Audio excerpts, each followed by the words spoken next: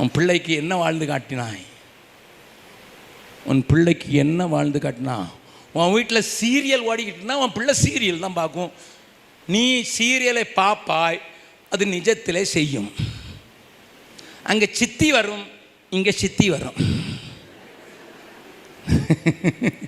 அங்கே நீயும் நானும் அவளும் என்று இருக்கும், இங்கேயும் நீயும் நானும் அவளும். ஏன்னா தாத்தா பாட்டி நேரம் போகலையா? அப்படியப்பா உனக்கு நேரம் போகாது. சீரியல் பெட்டி முன்னால் ஐயரையா சீக்கிரம் ஆராதனை முடிச்சிருங்க, இன்றைக்கி ஸ்பெஷல் சீரியல் வருது, 10 மணிக்கு முடிக்கலை கயிறை பிடிச்சி இழுத்துருவோம்.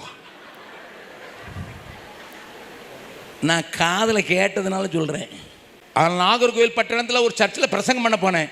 ஐயர் மெல்ல வந்து காது கடிக்கிறாரு. எங்கள் வீட்டுக்காரி சொல்லியிருக்கிறா, வீட்டுக்காரி அதாவது ஐயர் அம்மா, கரெக்ட். இன்னைக்கு அந்த சீரியலில் ஃபைனல் பேசா அல்லது பிக் பாஸா, அது என்னது பிக் பாஸா ஸ்மால் பாக்ஸா? பிக் பாஸில் இன்னைக்கு யார் ஜெயிக்க போகிறாங்கன்னு வருதான். அதனால கொஞ்சம் ஷார்ட்டாக சர்வீஸ் நடத்திடுங்க. அகசிஞ்சப்பங்க ரொம்ப அதிக பிரசங்கி, கொஞ்சம் சொல்லி வைங்க. 5 நிமிஷம் நீட்டினார்னா அடுத்த தடவை கோயிலுக்குள்ளே விடமாட்டேன்னு சொல்லுங்கள். ஐயர் அம்மா ஐயர்கிட்ட சொன்ன வார்த்தையை தான் சொல்கிறேன்.